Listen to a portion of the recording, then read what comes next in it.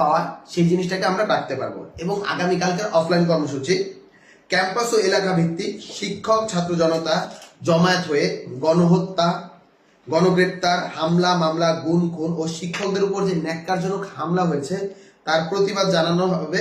এবং সাংস্কৃতিক আয়োজন যেমন মৌন মিছিল, মশাল মিছিল, পথনাটক, মঞ্চনাটক, প্রতিবেদী গানের আসন, মাইক ইত্যাদি কর্মসূচি আয়োজন করতে হবে।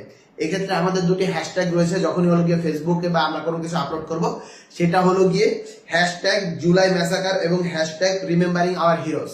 এই দুটো আমরা আগামীকালের কর্মসূচিতে যোগ করব। এবং আমরা একটি ঘোষণা করতে চাই, এই যে পুরো গোটা জুলাই মাস দিয়ে আমাদেরকে হলো গিয়ে ম্যাসাকার চললো, আমাদের উপর গণহত্যা চললো, তাই আমরা এটিকে জুলাই ম্যাসাকার হিসেবে নামকরণ করছি।